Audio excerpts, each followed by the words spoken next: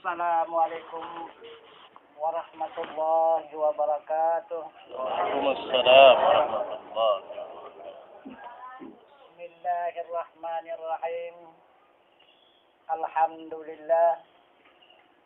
Alhamdulillahilladzi arsala lahu bil huda wa dinil haqq liyuzhirahu 'ala ad-dini kullihi wa kafa billahi shahida.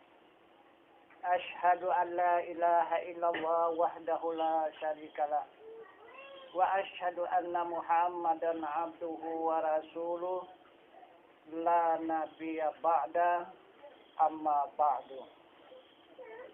Pertama-tama kita bersyukur kehadiran Allah Subhanahu wa taala beserta menyampaikan salawat dan salam atas junjungan kita Nabi besar Muhammad sallallahu alaihi wasallam dengan rahmat Allah beserta nikmatnya hingga pada saat malam hari yang berbahagia ini kembali kita dipertemukan Allah di tempat yang mulia ini di dalam rangka meningkatkan ilmu dan iman kita kepada Allah Subhanahu wa taala untuk menyempurnakan amal ibadah. Hadirin jamaah yang saya muliakan. Allah dan Rasul mewajibkan kepada hambanya dan Rasul juga mewajibkan terhadap kepada umatnya. Yang diwajibkan oleh Rasul kepada umat ada dua perkara. Pertama yaitu fardu ain. Yang kedua yaitu fardu kifayah. Jadi ada dua.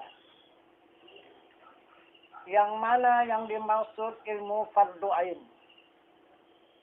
Ilmu fardu ain yang pertama mengucap dua kalimat syahadat. Kedua, salat 5 waktu sehari semalam. Kedua, berpuasa pada bulan suci Ramadan. Kemudian yang keempat, mengeluarkan zakat yang mana harta kita yang sampai nisabnya. Dan yang kelima, melaksanakan ibadah haji. Ini yang disebut dengan fardu ain. Inilah yang disabdakan oleh Rasulullah kepada kita umat dengan sabda beliau yang berbunyi talibul ilmi fardhatun ala kulli muslimin wal muslimat. Maksudnya bermula menuntut ilmu fardu ain. Arti ain itu maksudnya diri. Ya, jadi yang katakan oleh Rasul ain itu diri. Jadi tiap-tiap diri umat wajib memiliki ilmu itu. Nah, itu. Bukan hanya sekadar diketahui, dimiliki ilmu itu. Karena ilmu itulah yang akan menyelamatkan diri kita. Baik kehidupan kita di dunia dan kehidupan di akhirat nanti. Nah, itu. Kemudian yang kedua yaitu ilmu fardu kifayah. Ilmu fardu kifayah ini ada dua. Pertama, pelaksanaan zanazah. Ini yang pertama. Jadi kalau tidak ada fardu kifayah, zanazah tidak dapat dilaksanakan. Jadi yang diatur oleh fardu kifayah. Nah, itu. Jadi fardu kifayah ini adalah menyeluruh, tidak ain dia. Kifayah itu sekampung. Nah, arti kifayah itu kewajiban masyarakat sekampung. Ain yaitu per orang, per diri. Itu perbedaannya. Itu. Jadi untuk melaksanakan fardu kifayah ini seperti pelaksanaan zanazah itu adalah kewajiban masyarakat sekampung.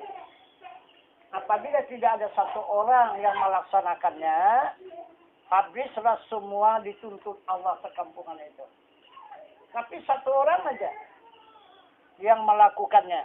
Maka semua kampung itu lepas semua daripada kewajiban. Kemudian yang kedua yang dimaksud dengan ilmu fardu kifayah mengetahui bahasa. Nah, itu karena Al-Quran dan hadis itu berbahasa Arab. Nah, jadi diwajibkan juga untuk mempelajarinya, tapi kifayah. Arti kifayah satu orang aja di kampung itu udah selesai. Udah tidak berdosa, sekampungan itu satu orang aja yang mengetahui bahasa Arab itu. Nah, itu bahasa Al-Quran. Nah, itu apa maksud Al-Quran itu dengan berbahasa Arab supaya Al-Quran itu menjadi ilmu kepada kita. Nah, itu. Jadi sudah kita bebas. Nah, itu. Jadi inilah yang dimaksud dua perkara ilmu fardu kifayah. Tapi yang sangat penting sekali inilah ya, pelaksanaan zanazah. Karena zanazah ini kita mengembalikan ke awal. Karena awalnya saudara kita yang menjadi zanazah itu kita terima dari Allah melewati kandungan ibu dengan keadaan suci. Maka kita wajib mengembalikan dengan yang suci. Apabila kita tidak mengembalikan dengan yang suci, jadi itu hukumnya kita menghinakan Allah. Karena Allah itu sudah kita ketahui dia maha suci. Kenapa kita pulangkan hambanya yang tidak suci? Jadi kita mencampur benda yang suci dengan yang tidak suci. Sedangkan kita pun barangkali tidak terima itu. Misalnya, kita amanahkan, Pak, Bu, ini barang saya ini pakailah. Seberapa mau, pakai. Tapi pulangkan nanti yang baik. Jangan yang rusak, yang baik. Begitu. Nah, jadi kemudian kita pulangkan yang rusak, yang tidak baik. Jadi macam mana kita yang memberikan mengamanahkan itu? Tentu saja kita menuntut. Begitu juga Allah Subhanahu wa Ta'ala. Apabila tidak selesai fardu kifayahnya itu, maka kita sekampung kena tuntut. Maka akan turun nanti kutukan Allah merupakan satu bencana ataupun bala. Itulah kemarahan Allah kepada hambanya. Karena Allah tidak terima hambanya yang diutusnya ke dunia dengan keadaan suci. Kenapa dipulangkan? Tidak yang suci. Berarti kita tidak amanah. Nah, itu. Tidak kita itu kepercayaan dari Allah. Sedangkan kita itu amanah. Nah, itu. Kepercayaan dari Allah Subhanahu wa Ta'ala. Kenapa? Maka kita tidak dipercaya oleh Allah akhirnya. Nah, ini perlu kifayah. Nah, jadi kemudian yang dapat saya jelaskan ini hanya barangkali titik kasar saja. Kalau secara artinya keseluruhannya mungkin tidak dapat dijelaskan. Jadi ini titik yang kasar saja. Nah, yang pertama bagi kita keluarga ataupun bagi kita membentuk perwakilan kita di dalam masyarakat itu yang disebut dengan apa?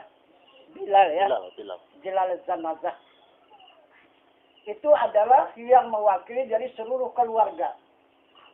Jika ada yang keluarga barat kemalangan ataupun ditinggalkan oleh keluarga meninggal dunia, maka perwakilan kita itulah yang bekerja.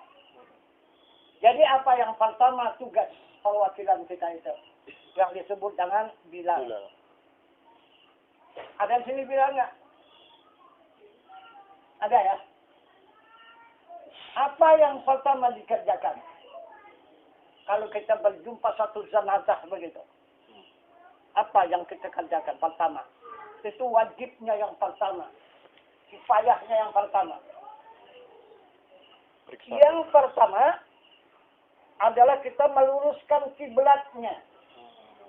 Asal berjumpa jenazah, maka wajib kita meluruskan kiblatnya. Kemana kiblatnya? Kemana kita arahkan? Kiblat jenazah. Makan.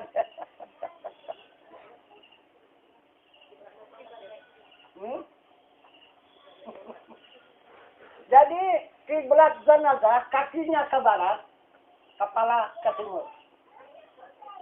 Ah itu kiblat jenazah. Ya? Ah itu.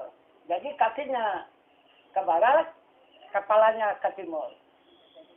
Itu kiblatnya. Nah, jadi kalau kepalanya ke barat, kaki ke timur, itu melakini kiblat namanya. Ya, kalau dia berdiri, Pak. Ya. Istilah dia berdiri kan. Hah? Kalau didirikan. Nah, coba cara dirikan. Bagaimana? Kalau dia kakinya ke timur, kepalanya di barat, coba dirikan. Ah, kan dia menghadap ke timur kan? Iya, betul. Nah itu, maka di belakangnya kiblat. Itu maka kakinya ke barat dan kepalanya ke timur, bangunkan. Nah, maka dia menghadap ke barat. Nah, itu maksud menghadap kiblat. Ah, ini pertama, ya, wajib tuh ya, wajib. Kemudian yang kedua, pelaksanaan mandi. Kenapa mesti dimandikan? Kenapa mesti dimandikan? Karena mensucikan. Apa yang wajib disucikan itu? Ada dua. Najis dan hadas. Itu dua. Jadi hadas itu ada dua. Hadas besar dan hadas kecil. Itu yang disucikan. Jadi tiga. Najis, hadas besar, dan hadas kecil. Itu yang disucikan. Jadi mensucikannya itu dengan apa? Alat mensucikan itu adalah dengan air. Berapa air? Berapa macam?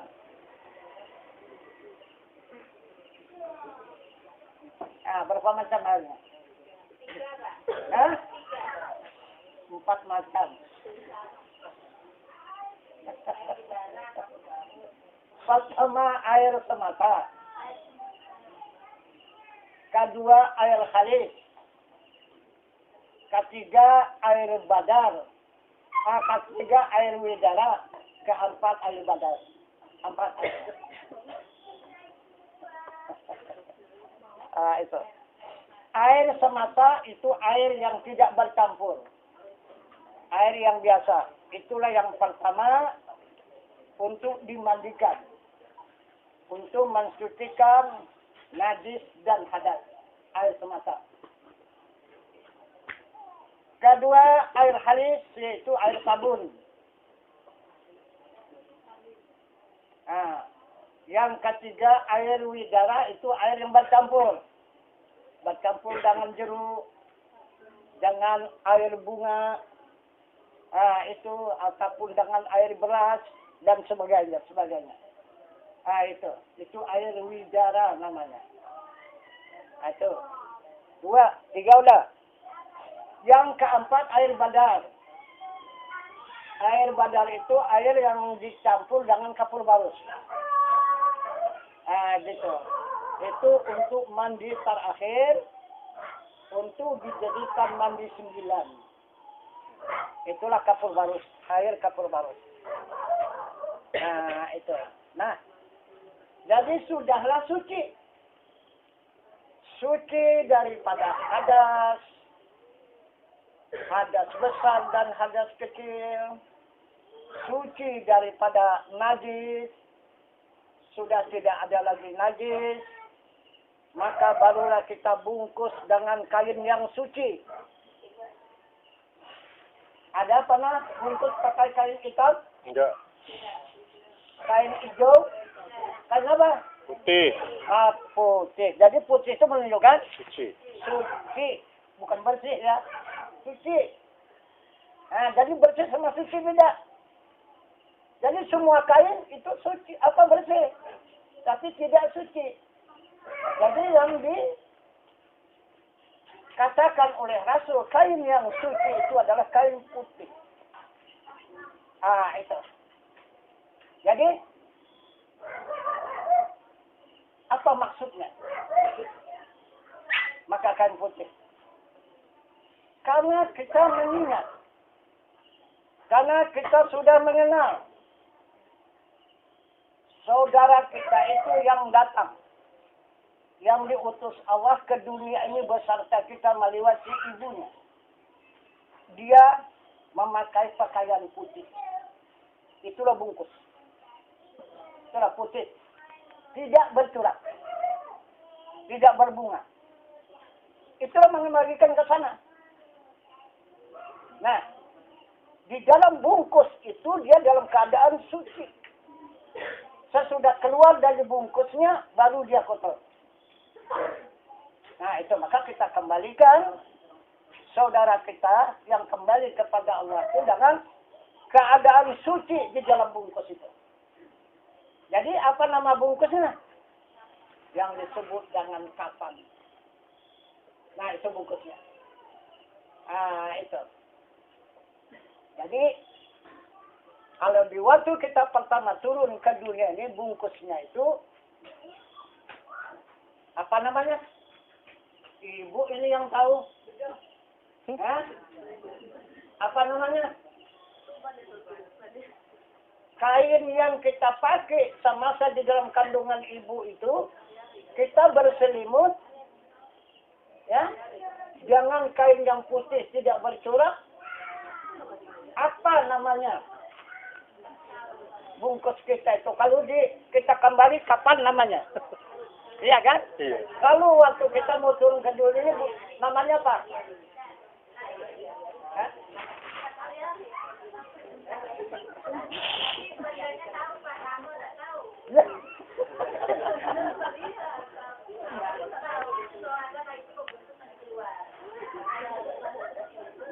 Jadi lupa tahu nama tak tahu. Udah berapa lama? Ada juga tahu nama lupa tak tahu. Ya, itu dia. Iya kan? Betul. Aduh.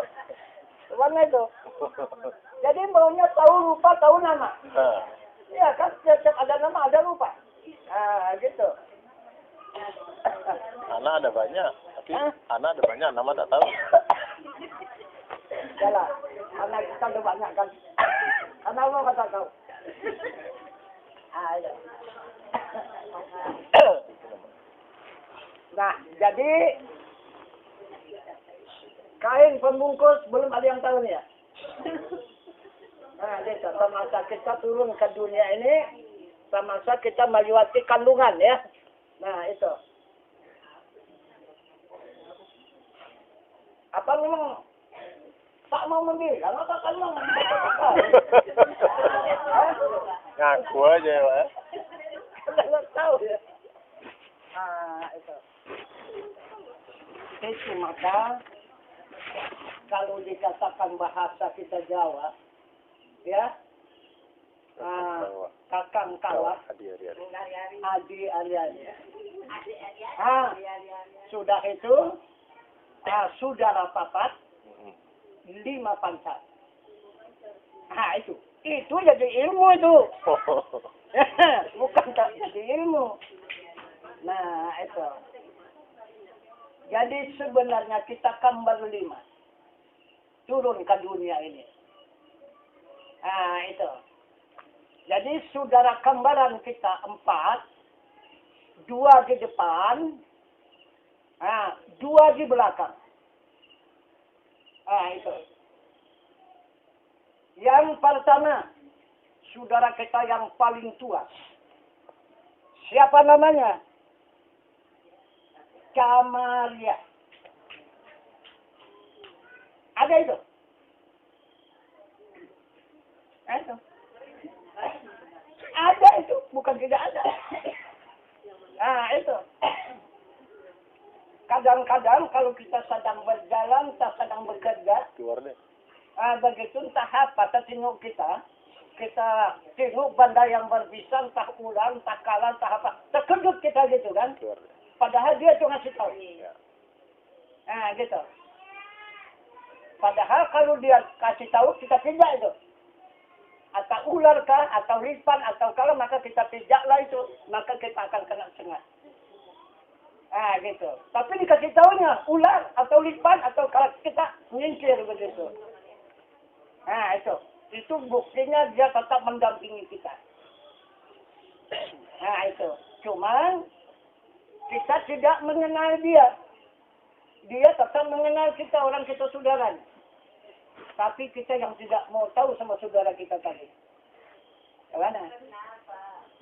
Kenapa ini tak kenal gimana?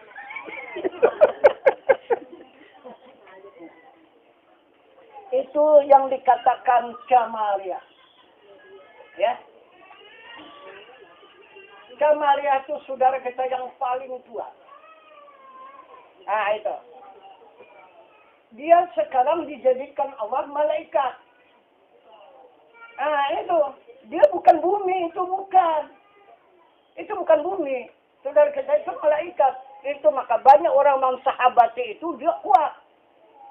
Dia bisa berwajah 4, 5 wajahnya. Karena saudaranya itu dipakainya wajah. Banyak orang pakai itu. Ah, itu memang sakti-sakti kalau pakai itu. Karena kita dilindungi oleh malaikat. Nah, itu. Jadi siapa nama malaikatnya yang tua itu? Itulah yang dikatakan Jibril. Nah, coba, apa tidak kuat itu? Kalau kita didampingi oleh Jibril. Itu. Satu. Kedua, tubannya. Nah, itu. Siapa itu tubannya itu? Nah, itu. Nah, Mikael ya. Apa kerja Mikael? Beri rezeki. Ah, kan coba. Membantu, menolong dia. Nah, itu. Kalau kita berusaha itu, dia membantu. Supaya kita itu mudah mendapatkan rezeki itu. Juga sama-sama dia memohon kepada Allah. Membantu kita. Tapi waktu makan kita enggak ingat sama dia. Coba. Dia di waktu kita mengambil harta benda, dia membantu, menolong. Tapi udah kita makan, enggak ingat kita sama dia. Bahasa kita dibantu oleh saudara kita tadi. Nah, bagaimana? Nah, sudah. Inilah saudara yang tua. Yang pertama mendahului kita turun ke dunia ini. Jadi, wujudnya siapa? Wujudnya apa? Kamaria, wujudnya darah. Nah, itu. Tubannya, wujudnya air. Nah, itu. Jadi darah itu adalah api. Nah, kedua baru air itulah saudara kita. Baru kita turun. Nah, itu. Kita yang ketiga. Baru 2 di belakang lagi. Nah, itu. Itulah adik kita yang kecil. Nah, itu ada yang paling degil, paling kecil. Nah, itu. Itu salah-salah ibu kita dibunuhnya. Nah, itu yang kecil itu kejam tuh. Nah, itu maka kalau kita bikin sahabat itu tukang bunuh tuh. Siapa yang kita suruh bunuh si Fulan tuh? Kerjanya. Nah, kalau orang bersahabat itu. Itu mudah dia ini cikiknya dia. Nah, itu. Siapa dia? Apa tak kejam? Itu Israel. Pembunuh. Iya. Yang kedua Mikael. Yang keempat Israel. Ini yang paling kecil, yang paling bungsu. Israel itu punya kerja. Itu. Itu nomor 5 itu Israel. Nah, itu.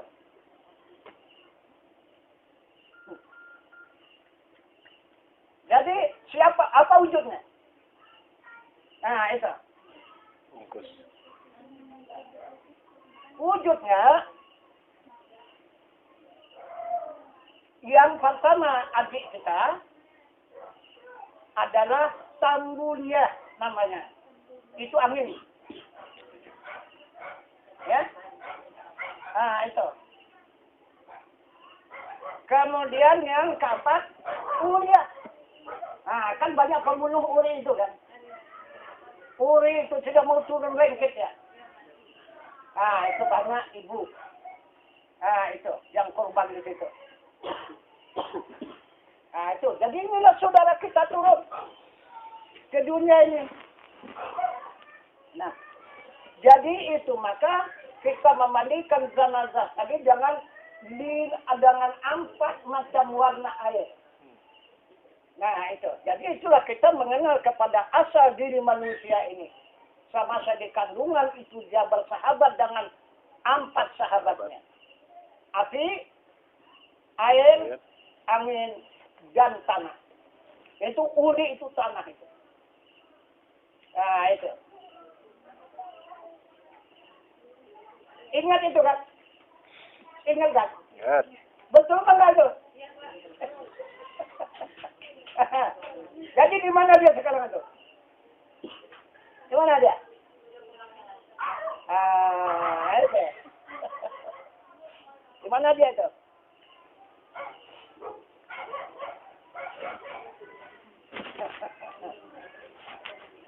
Jadi tetap dia mendampingi kita. Saudara yang tua yang disebut sesudah dia menjadi malaikat bernama Jibril, itulah yang di depan kita. Nah, itu. Mikail itu yang di kanan kita. Nah, itu. Israfil itu yang di kiri kita. Israel itu yang di belakang kita. Nah, itu. Itu dia. Jadi dia menjaga. Malaikatul Muqarrabin. Nah, kemudian di waktu kita lahir, nah itu dirampok. Kita ini adalah orang-orang yang kena rampok turun ke dunia ini.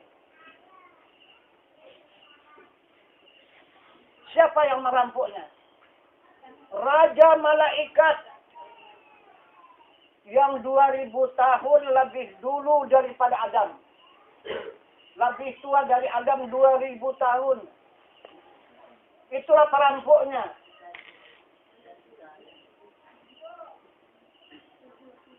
Itu maka tangan kita sama di dalam kandungan ini masuk ke dalam mulut ini. Ini masuk dalam mulut, tangan kita begini. Masuk dalam mulut. Kita bergulung bulat. Nah, gitu bertemu kepala ini dengan kaki. Jadi pangkuan kita ini mengasuh kepala.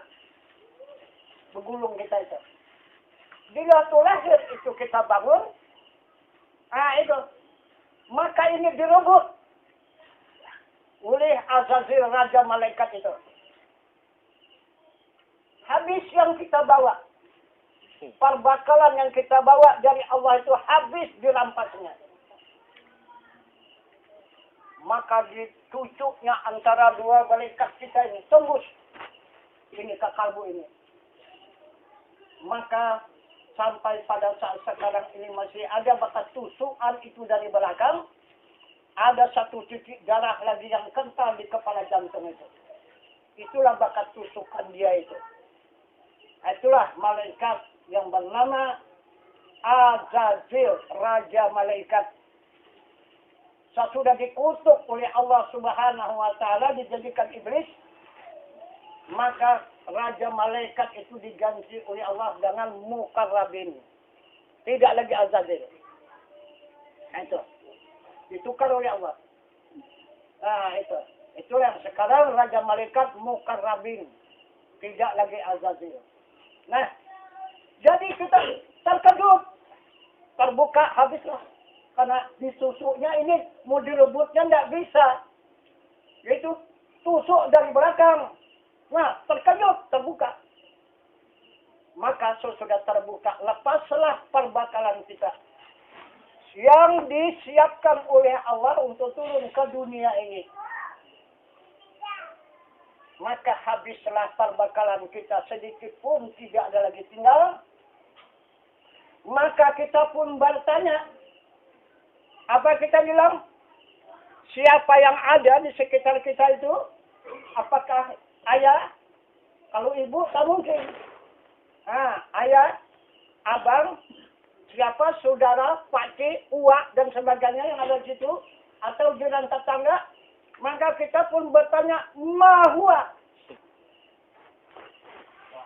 Itu, ma huwa? Ma huwa? Mana dia? Mana dia? Yang dibawa tadi hilang, mana dia? Itu yang ditanyakan. Kita bertanya kepada yang ada. Mana dia? Pusakaku yang aku bawa, hartaku sudah hilang. Di mana dia? Mana? Dia maka,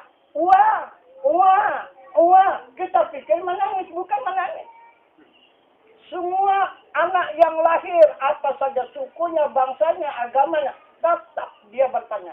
Tetap ma huwa. Mana dia? Yang diberikan Allah perbakalan turun ke dunia ini. Habis tinggal dirampok oleh kepala raja malaikat tadi yang bernama Azazil, yang menjadi iblis yang sudah dikutuk oleh Allah Subhanahu wa taala.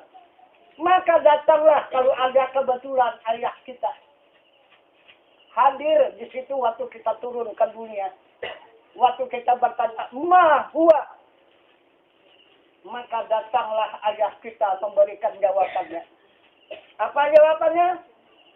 Allahu Akbar, Allahu Akbar. Itu jawabannya. Allah yang maha besar. Allah yang maha besar. Maka diam kita. Maka diamlah anak itu.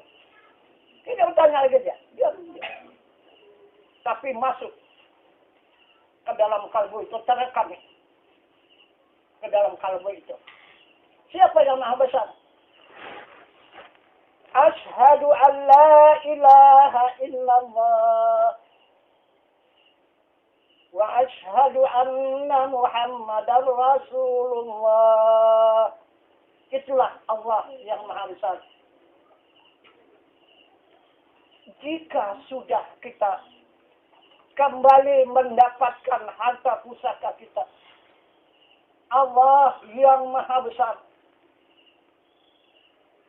sesudah kita mengenal kepada dirinya, maka barulah kita mulai menghadap. Hayya 'alas shalah. Baru tegakkan salat. Jadi kalau tak tahu dengan Tuhan, tak tahu dengan Allah yang maha besar, macam mana salat?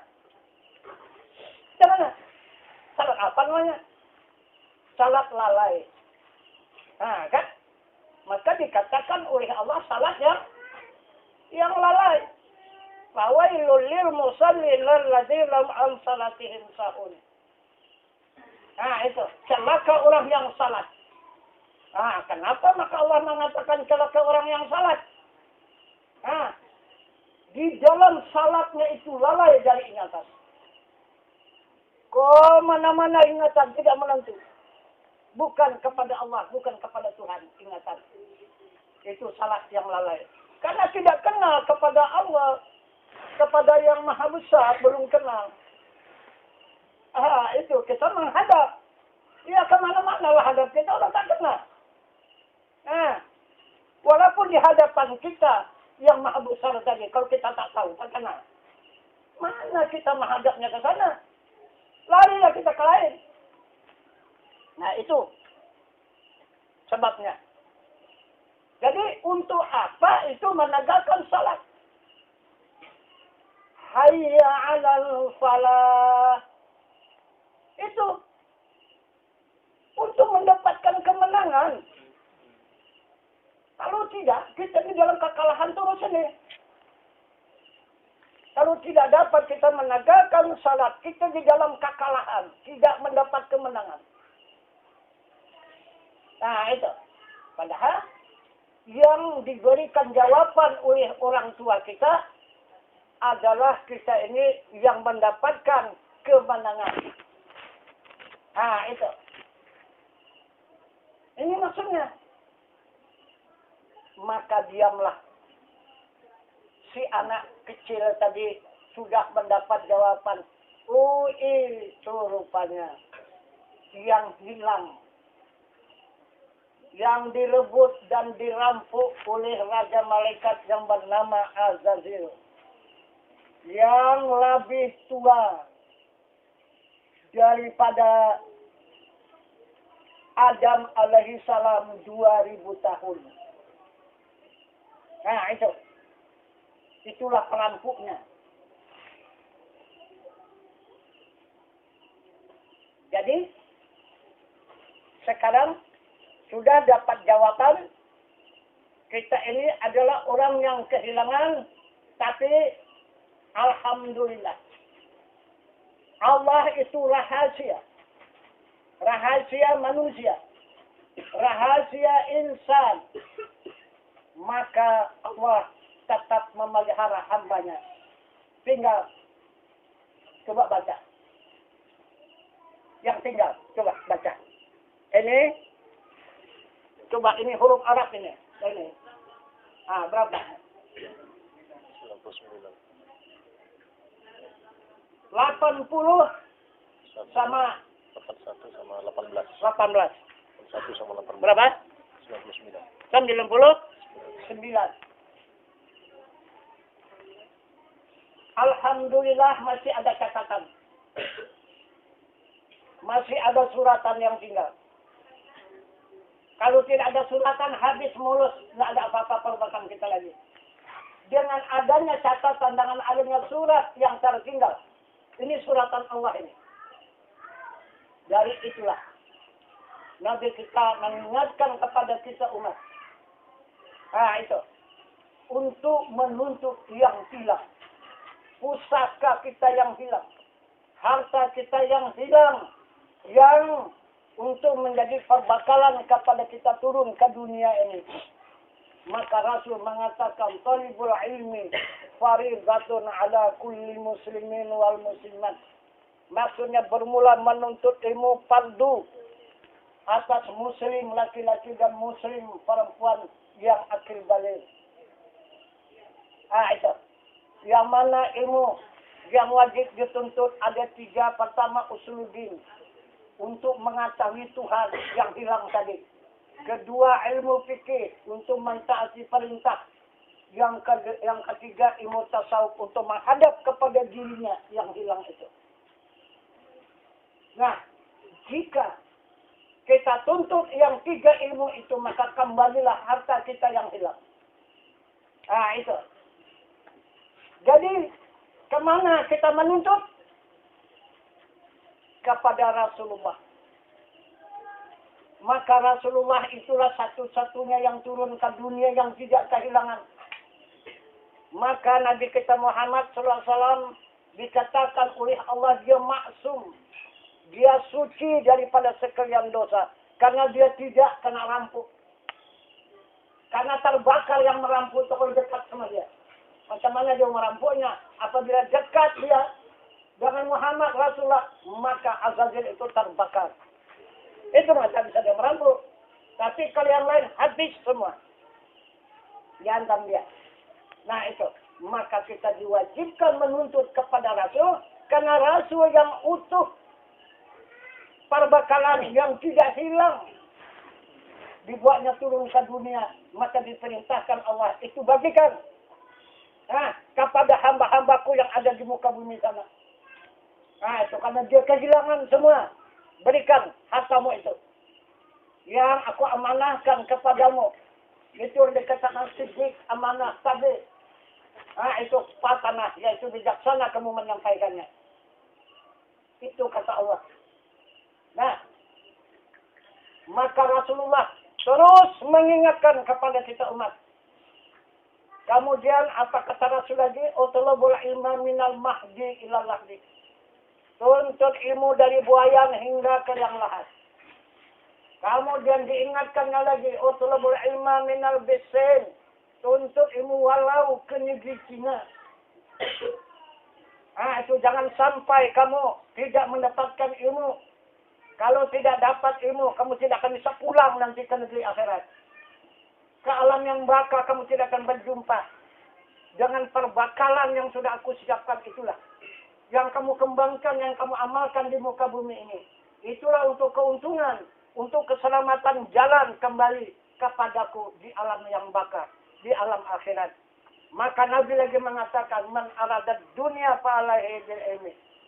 Jika kamu menginginkan kesenangan di dunia dengan ilmu, waman abadal akhirah fa'alaihi bil ilmi. Jika kamu menginginkan kesenangan di akhirat dengan ilmu, man aradat huma fa'alaihi bil ilmi. Dan jika kamu menginginkan kedua-duanya, senang di dunia, senang di akhirat dengan ilmu. Itu kata Nabi kita Muhammad SAW. Terus hadisnya berdiri hadis. Mengingatkan, supaya kita jangan lalai daripada ilmu. Nah itu, amal ibadah jika sudah ada ilmu. Jangan kita pala-pala amal ibadah kalau ilmu belum sempurna. Jadi kita mengajarkan ibadah jika sudah ada. Wajib bagi kita amal ibadah jika sudah ada syafaat Rasul. Itulah yang menjadi jaminan kepada kita. Walaupun tidak seberapa ilmu kita, tidak seberapa iman kita, jika ada syafaat Rasul. Itulah yang mewajibkan bagi kita untuk melaksanakan amal ibadah kepada Allah. Kalau tidak ada jaminan Rasulullah, hanya sia-sia saja kita melakukan amal ibadah itu. Allah sudah mengancam kepada kita hambanya, wal asri innal insana lafi khusr. Demi masa manusia sangat merugi. Dikatakan pun merugi, tidak beruntung, ada apa? Nah, jadi ini suratan 99. Apa itu? Itu yang dimaksud Aqaidul Iman. Nah, sempurnanya 100. Di mana mencari satu lagi yang ke 100 itu? Ya? Kalaupun dapat 99, jangan dipadakan sampai di situ. Sempurnakan sampai 100 Aqaidul Iman. Kalau sudah 100 Aqaidul Iman, kita tidak akan ragu, tidak akan sangsi lagi menghadap negeri akhirat itu. Nah, gitu. Contoh, kita menghadap negeri akhirat, seperti sekarang kita yang hadir di surau ini, kan masing-masing ada rumah kan? Nah, nampak apa ada rumah dari sini? Nampak kan? Nah, jadi uang yang ibu simpan nampak enggak dari sini? Nampak? Begitulah maunya akhirat itu. Jadi kita kapan saja pulang, tidak ragu lagi, tidak sangsi. Tinggal berangkat. Nah, gitu. Jadi kalau kita mau pulang, di mana rumahku ya? Kemana jalannya? Kalau itu kacau. Nah, sesat itu. Jalannya lah sesat. Tak mungkin pun ke laut sana. Itu, kita tahu jalan. Itu. Itu satu contoh. Cobalah sekitar di dalam rumah ibu itu ada yang tidak nampak dari sini. Nampak semua kan? Nampak semua. Periuk-periuk pun nampak. Dari sini. Ya kan? Nah, itu contoh itu dikatakan ma'rifah, itu pandangan mata hati, bukan mata kepala. Mata kepala sampai ke dinding sana, tidak bisa lagi. Tapi mata hati ini kemanapun tembus. Jadi kita menuntut ilmu ini adalah membuka pandangan mata hati. Nah, yang dikatakan mata hati itu adalah ilmu. Ilmu itu apa? Al-fikru sajaratul qalbi. Pikir, itu perintah hati apa? Pikir ini pelajaran. Ini pikir. Pelajaran ini pikir. Ini Al-Quran. Nah, itu. Inilah yang akan menjadi nur di dalam kalbu. Yang akan memancar pandangan kita ke dunia dan ke akhirat. Kemana saja. Jadi kita tidak ragu menghadapi dunia dan akhirat. Sama saja. Dunia dan akhirat itu sama. Itu. Itu yang sebenarnya yang diajarkan oleh Rasulullah kepada kita umat untuk menyampaikan, yaitu harta Allah kepada sekalian hambanya yang telah kehilangan turun ke dunia ini. Macam mana kita mau berniaga, mau beruntung, modal habis rampok orang.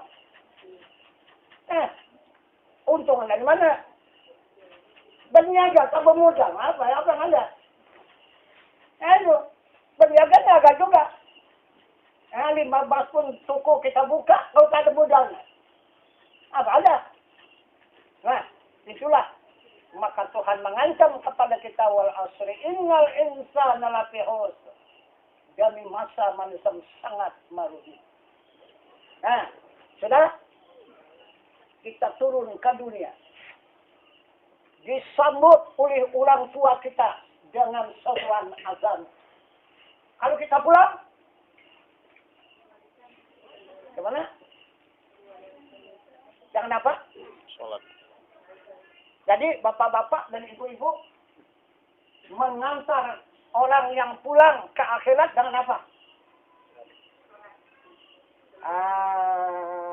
Itu adalah jangan sembahyang. Itulah salah. Ya kan? Kita turun ke dunia diterima dengan seruan azan untuk menjawab pertanyaan kita karena kita kehilangan, dan kita pulang diantar dengan sembahyang. Jadi hidup kita di dunia berapa lama? Antara azan dengan berapa menit lah itu? Berapa menit lah itu? Antara azan dengan sembahyang. Itulah hidup. Lama itu. Perasaan kita aja lama. Padahal sekekalnya waktunya. Itu. Itu. Jadi lahir kita ke dunia diterima. Itu. Dengan seruan azan. Dan kita pulang. Diantar dengan sembahyang ataupun salat. Itu. Itulah umur kita entah berapa lagi itu. Antara azan dengan sembahyang itu. Yang sudah ditentukan oleh Nabi kita Muhammad SAW 63 tahun. Macam mana? Ibu berapa tahun lah, Bu? Coba ekspresinya berapa? 20. Banyak, 20. Oh, tapi masih panjang lagi ya. Saya ini yang udah liwat. Ini sebenarnya. Liwatnya ini yang 4 tahun lagi, tapi kemana? Ya kan? Terus lah, Pak. Ini liwat ini bisa sebentar, bisa panjang. Saya sudah 73. Coba, macam mana itu? Iya. Tapi di waktu kita melakukan ibadah haji itu agak sanksi juga saya. Pas 63, pas taktul itu. Betul, Pak. Ini mau pulang. 63 pas. Itu tahun 2000 itu. 2001.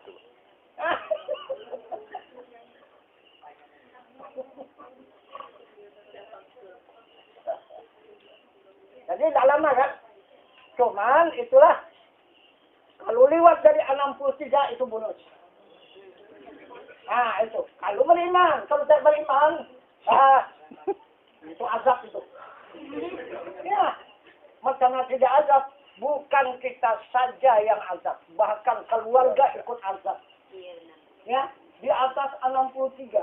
Kalau kita tidak bertauhid. Kita nanti pikun. Pikun. Tahu pikun kan? Macam anak kecil balik. Coba. Tidak tahu kita yang mana najis, yang mana yang tidak najis, mana barang yang baik, mana barang yang tidak baik. Tak tahu. Akhirnya semua kita bikin di tempat tidur. Iya kan? Makan di tempat tidur. Bekerja di tempat tidur. Akhirnya membuang pun tempat tidur. Coba siapa yang susah? Kita yang susah, apakah tidak ikut keluar yang susah? Nah, itu maka jangan ditinggalkan tauhid.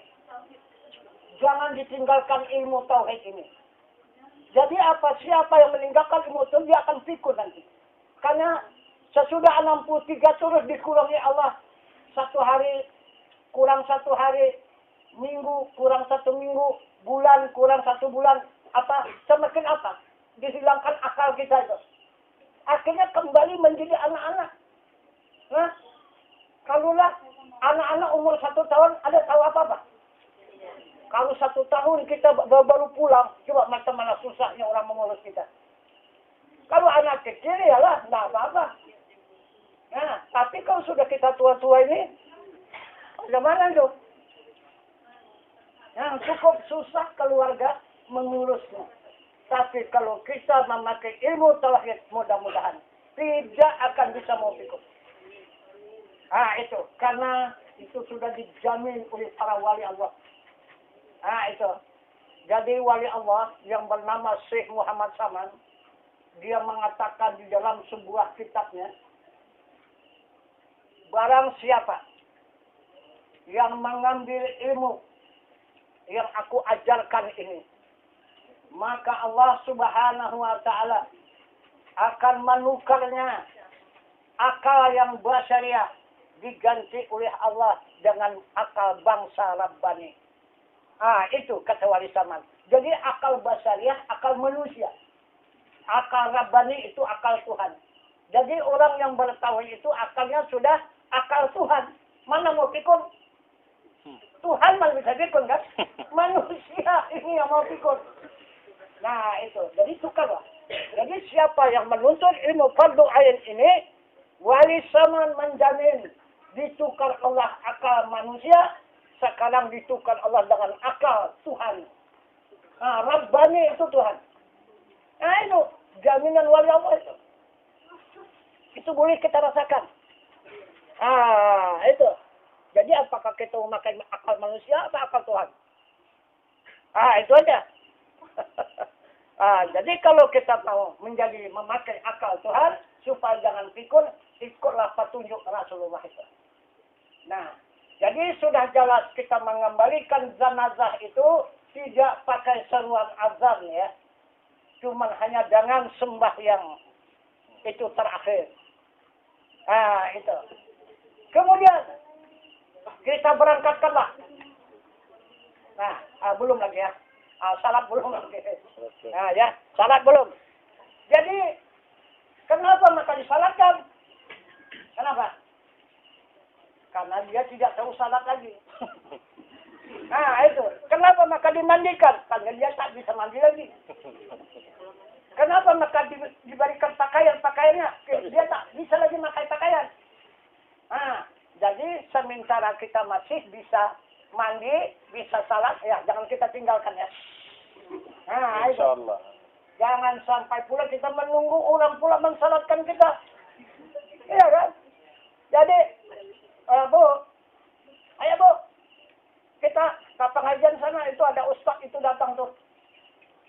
Udahlah, kalian jalan dulu. Ibu, kapan-kapan lah. Kirim salam dulu sama Tuhan. Itu, kapan-kapan. Kalau gitu, kirim salam aja lah sama Tuhan. Kejamnya. Datang sekali lagi, ajak lagi. Tuh, ayo Bu, itu ada pengajian tuh, ada ustaz datang tuh. Udahlah, kalian aja lah. Kalian aja yang ke surga tuh. Udah, ke neraka pun lah apalah. Iya, menentang pula mau masuk neraka. Iya. Ayo. Jadi yang aneh ini, kapan-kapan lah. Kapan-kapan nanti aku ikut. Akhirnya, kapan-kapan? Datang kain kapan? Bagaimana? Betul. Ya, itu permintaannya kapan-kapan lah. Akhirnya yang datang kain kapan? Mau apa? Bisa lagi kan? Bisa lagi. Datang kain kapan? Itu. Nah, jadi mensalatkan jenazah samakah jenazah perempuan dengan jenazah laki-laki? Tidak sama letaknya. Kalau perempuan diletakkan jenazahnya itu di sebelah kanan imam. imam berdiri lurusan pinggangnya. Kalau laki-laki, kepalanya di kiri imam. Imam berdiri lurusan bahunya. Apa maksudnya? Ya, apa maksudnya itu? Maksudnya, belum selesai suci tadi. Tidak cukup hanya mensucikan najisnya, hadasnya, dan pakaiannya. Tidak cukup. Tidak cukup hanya itu saja yang disucikan. Tetapi ada lagi yang sangat penting yang disucikan. Apa? Dosanya. Nah, dosa zanazah itu di mana?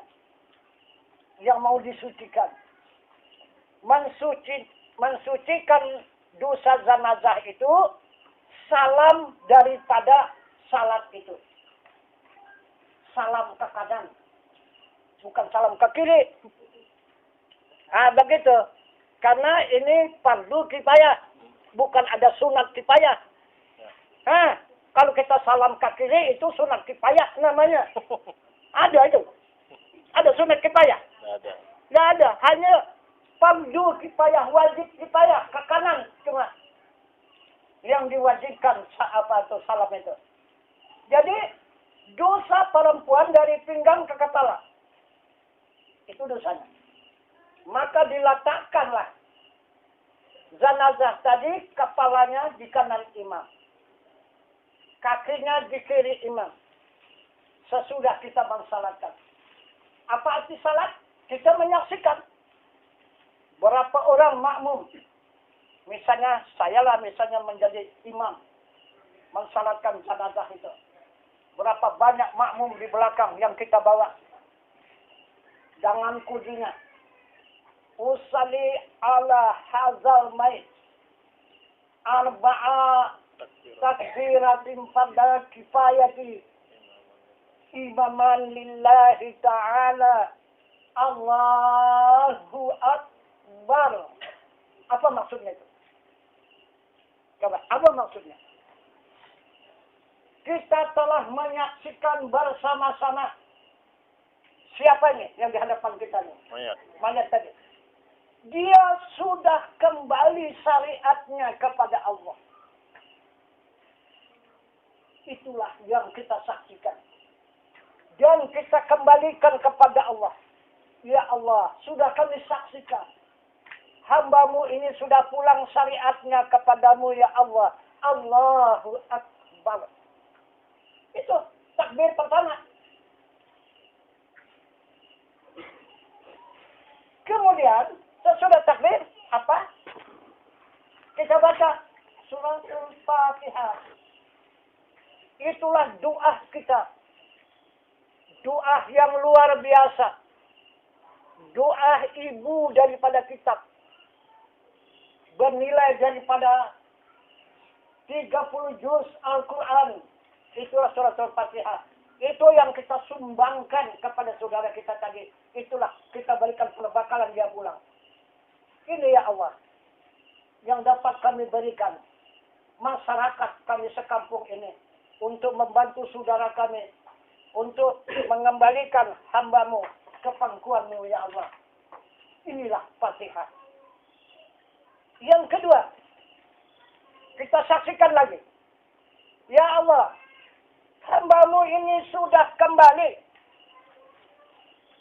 Tarikatnya kepadamu ya Allah. Kami menyaksikan. Kembalinya saudara kami ini. Kemudian baru kita doakan lagi. Dengan apa? Dengan salawat. Ikut turut Nabi. Kita beserta Nabi.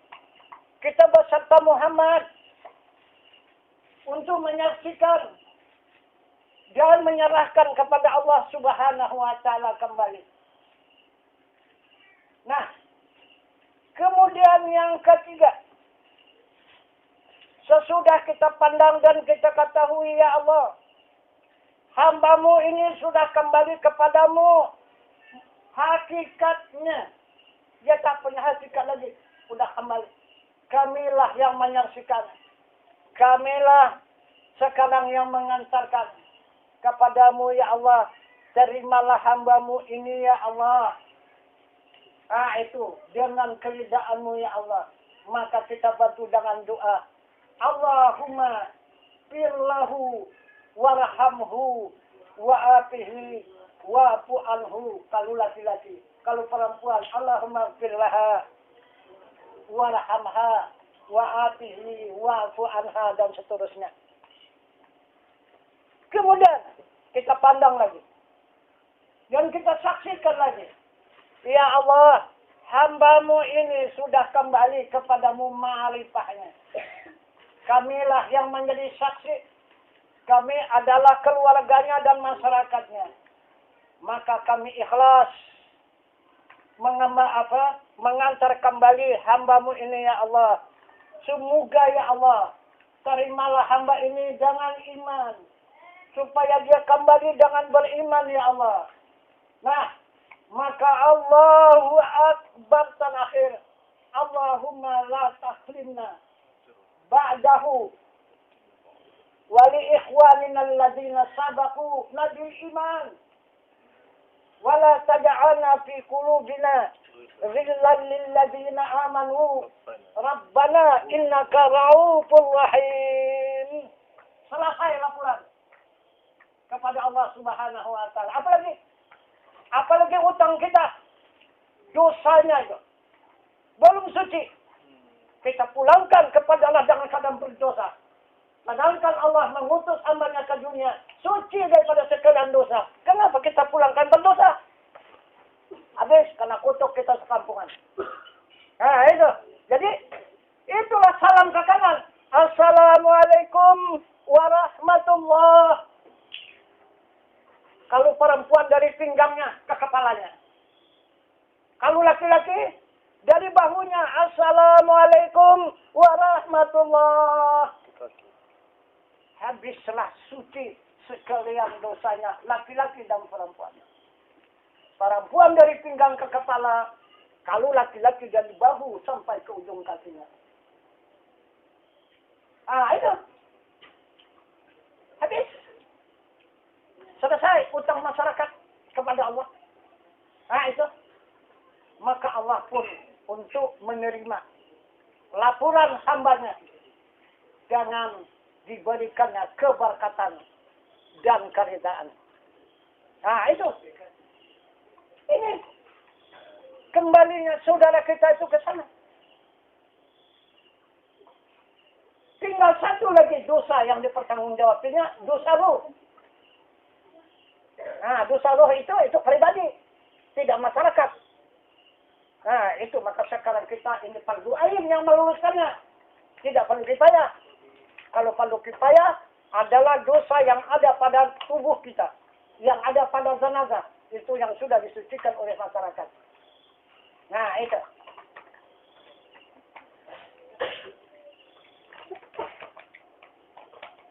Kemudian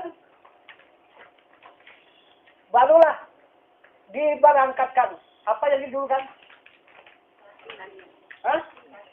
Kepala atau kaki? Coba ibu. Nah, kalau kepala membelakangi kiblat. Itu. Iyalah kalau dia lurus pulang kepada Allah, kalau pulang jadi hantu, pulang dia ke rumah. Ya. Orang kepala diturunkan duluan, kaki di belakang. Dia tetap menghadap rumah tangganya, menghadap keluarganya. Sampai ke kubur dia balik itu. Jumpainya nanti keluarganya itu. Itu, jadi hantu ya. Ini jadi anggau itu malam datang. Ya. Karena orang kita hadapkan ke rumah tangganya. Bukan ke rumah tangganya, hadapkan ke kiblat. Supaya jangan pulang dia. Hadapkan kaki kiblat. Kalau yang baik silakan pulang. Tapi kalau tak baik, biar dia di kiblatannya. Itu, mana kiblat? Itu maka kaki didulukan. Mana kiblatnya? Itu yang lahat. Itu. Yang lahat kuburannya. Itulah kiblatnya. Yang dikatakan Allah. Minha khalaqnakum wa fiha nu'idukum. Aku jadikan daripada tanah dan aku kembalikan ke tanah. Bukan kepala yang disulupkan dulu ke tanah.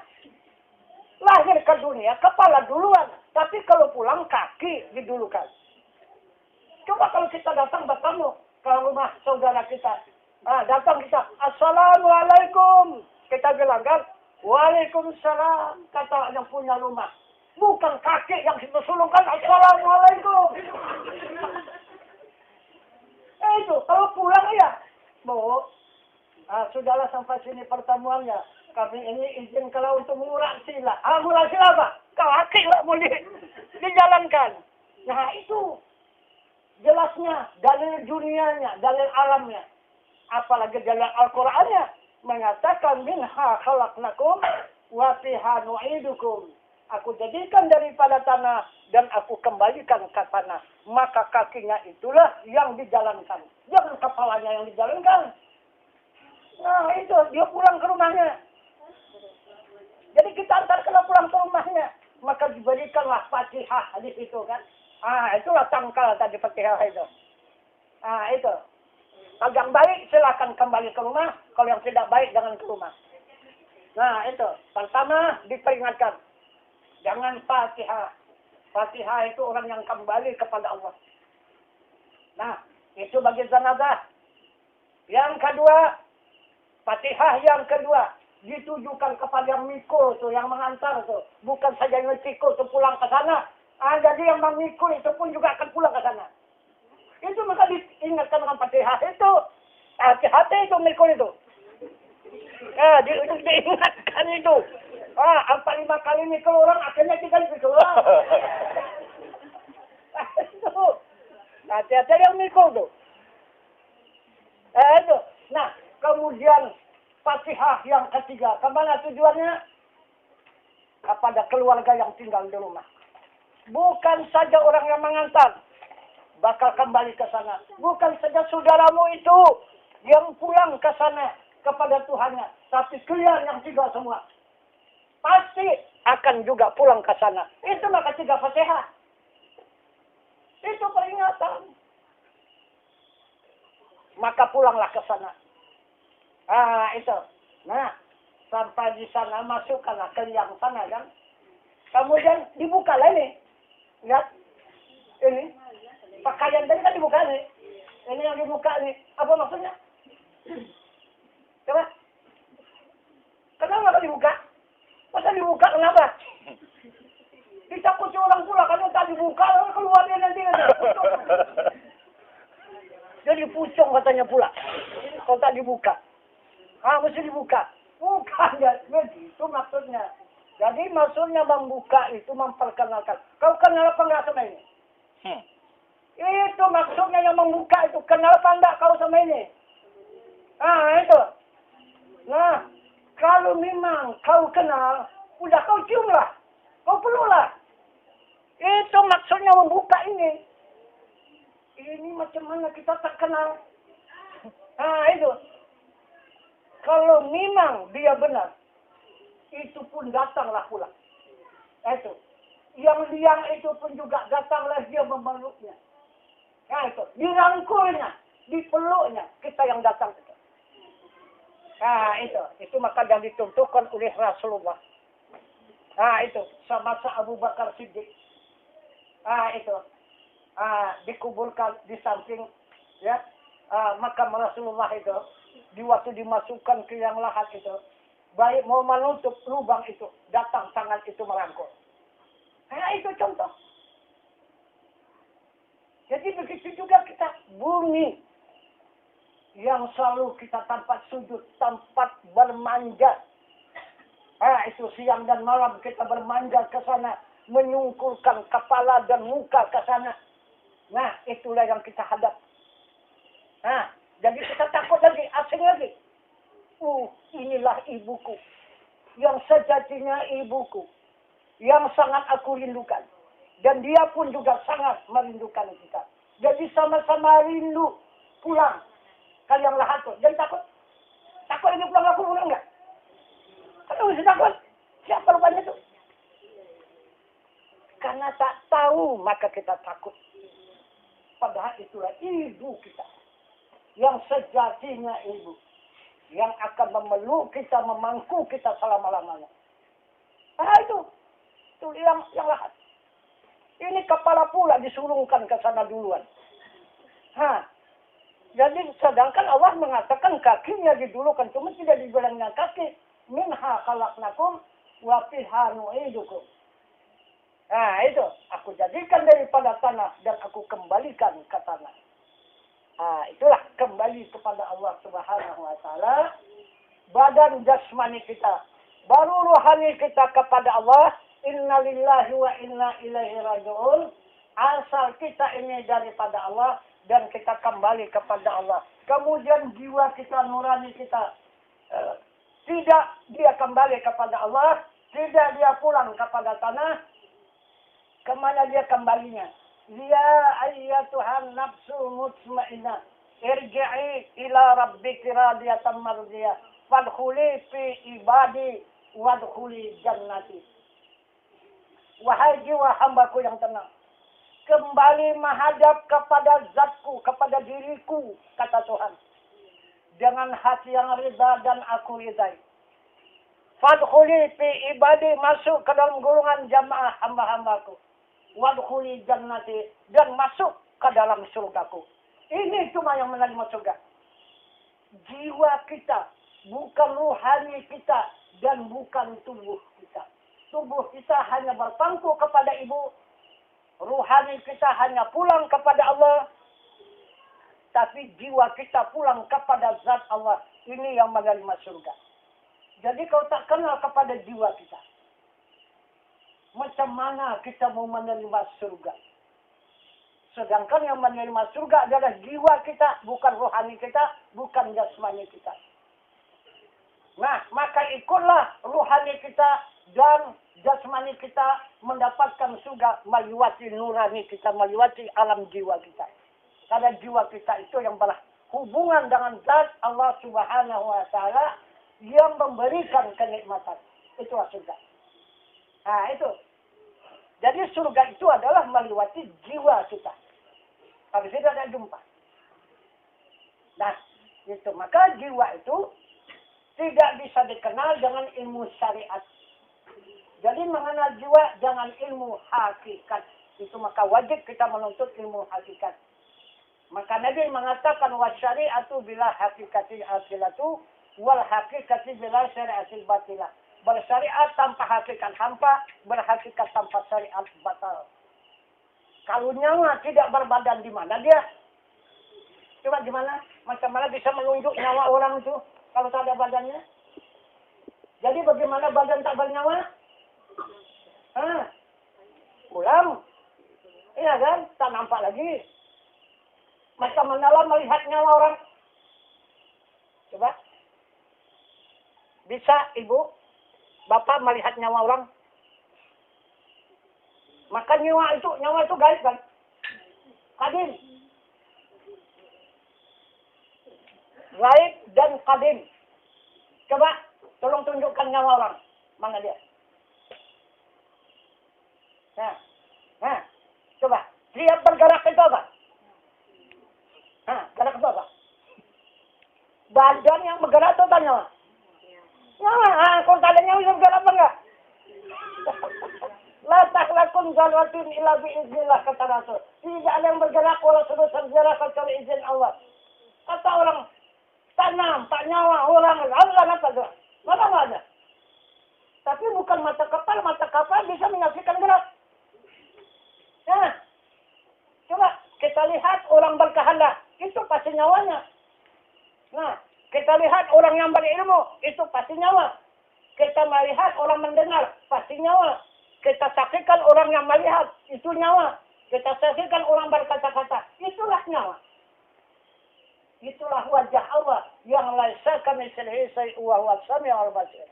Itulah wajah Allah yang tidak ada seumpamanya oleh setiap sesuatu pun dia yang amat mendengar dan dia yang amat melihat. Menjadi tenaga kepada diri manusia, menjadi nafsu pada diri manusia, menjadi ilmu pada diri manusia, menjadi pendengaran pada diri manusia, menjadi penglihat pada diri manusia, dan menjadi kalam berkata-kata pada tubuh manusia. Itu wajah Allah. Itulah sifat Allah. Itulah nur Allah yang dikatakan nyawa bagi diri manusia. Aduh, kamu bukan nampak? Nampak? Nyawa kan? Coba kalau orang tak bernyawa lagi, coba. Nampak enggak? Yang tak bernyawa lagi? Nampak juga. Aduh, lengkapnya badannya. Kepalanya pun ada, tangannya, badannya, kakinya, lengkap semua. Tapi tak bernyawa dia. Kan? Nampak? Bukan tak nampak. Jadi apa lagi yang belum nampak? Allah belum nampak kan? Itu. Mana dia Allah? Coba. Mana Allah itu? Yang menjadikan diri kita ini ke sana kita akan kembali. Mana dia? Coba. Bisa kita lihat enggak? Mana dia? Itu. Mana dia? Kalau mengatakan ada, semua mengatakan ada. Coba tunjuk. Mana dia?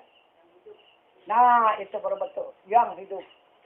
Itu betul. Itu Al-Quran itu yang bilang itu. Wa tawakkal 'alal hayyil ladzi la yamut. Serahkan dirimu kepada Tuhanmu yang hidup.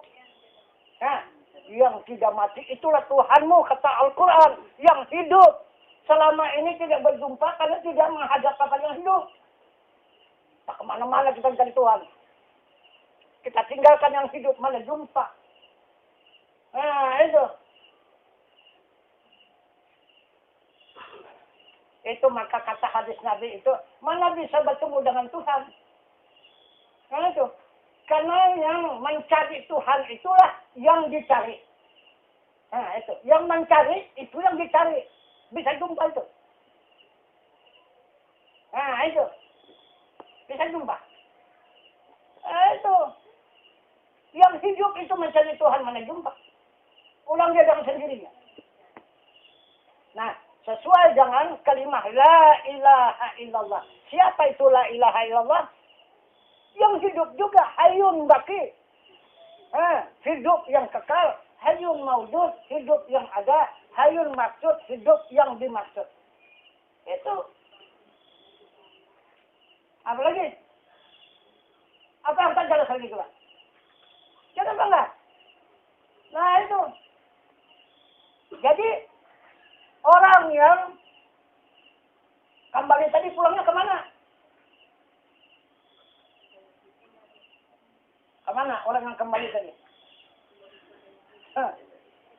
Kembalinya kepada yang maha hidup itu. Karena pulangnya. Badannya pulang ke sana, ruhaninya pun pulang ke sana, dan jiwanya pun pulang ke sana. Karena dia satunya di sana itu. Itu.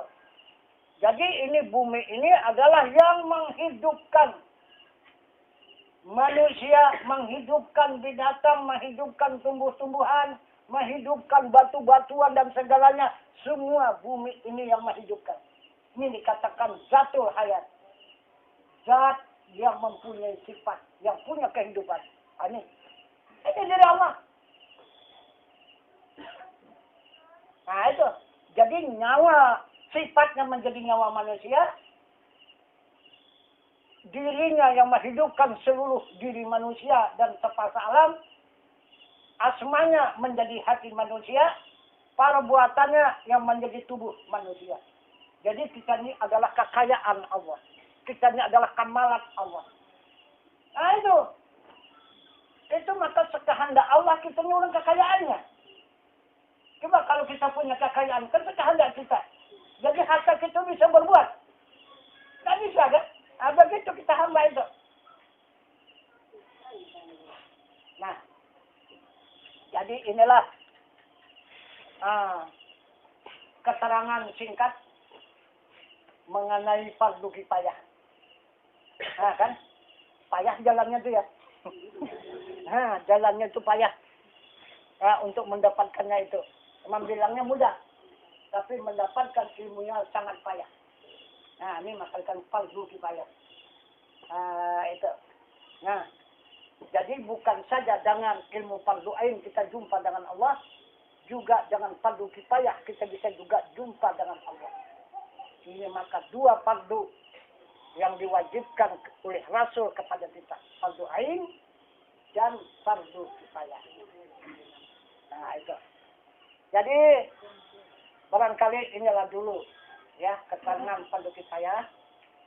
Nah, jadi supaya dapat kita laksanakan dengan baik, mudah-mudahan kita tidak akan dituntut oleh Allah Subhanahu wa taala. Karena kita tidak meninggalkan kewajiban kita yang diwajibkan oleh Allah Subhanahu wa taala. Tapi yang telah kita saksikan, banyak sekali sekarang jenazah tidak disalatkan. Mayit tidak disalatkan. Ibu pernah menyaksikan? Di mana? Pernah menyaksikan salat itu jenazah tidak disalatkan. Kita saksikan aja, ibu boleh nonton orang mensalatkan jenazah itu. Apabila dia hanya memandang dirinya, dia takbir, Allahu Akbar, bacanya Fatihah. Allahu Akbar, bacanya salawat. Tidak terlihatnya jenazah di depan sana. Allahu Akbar, bacanya doa. Nah, Allahu Akbar, dibacanya doa iman. Sudah habis? Assalamualaikum warahmatullahi. Assalamualaikum warahmatullahi. Itu bukan orang mensalatkan jenazah, itu orang salat di hadapan jenazah. Ada kena salat nggak? Tidak kan? Itu orang salat di hadapan jenazah. Jenazah tidak disalatkan. Dia yang salat. Karena dia salamnya di dirinya. Assalamualaikum warahmatullahi. Assalamualaikum warahmatullahi. Kan dia salam kepada dirinya sendiri kan? Tidak kepada jenazah kan? Kalau kepada jenazah sana dijatuhkan Assalamualaikum warahmatullahi. Itu. Sana dijatuhkan ke jenazah. Itu. 4 takbir itu menyaksikan pada jenazah sudah kembali kepada Allah, syariatnya, syariatnya, hakikatnya, dan ma'rifatnya.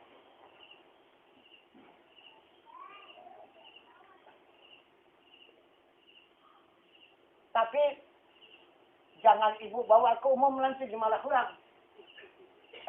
Itu. Tapi boleh ibu-ibu baca surat ke surah Asrar. Ya? Bacalah surat ke surah Asrar. Ya? Itu kitab yang bernama Pembuka Rahasia Ketuhanan. Rasulullah mengatakan kepada sahabat, diharamkan menuntut ilmu fardu kifayah ini sebelum menuntut ilmu fardu ain. Coba, usahakan melaksanakannya, menuntut ilmunya diharamkan oleh Allah. Karena tidak tahu. Tidak tahu kenapa maka dikerjakan. Ini sangat marah Tuhan, barang yang tidak kita ketahui kenapa maka dikerjakan. Keburamatan indallah, mala takulu, mala ta'alun. Sangat dimurkai Allah. Orang yang hanya pandai mengatakan, tapi namun dia tidak mengamalkan. Ada.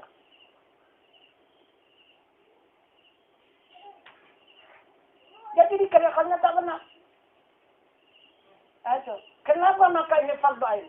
Fardu ain orang yang punya hakikat. Kalau orang syariat, mandi aja lah, memandikan orang syariat. Macam mana itu? Jangan.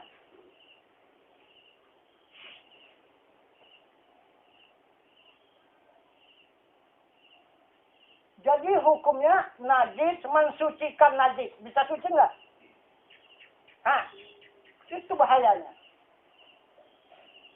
Jadi orang yang hakikat. Orang yang hakikat itu orang yang suci. Maka bisa dia mensucikan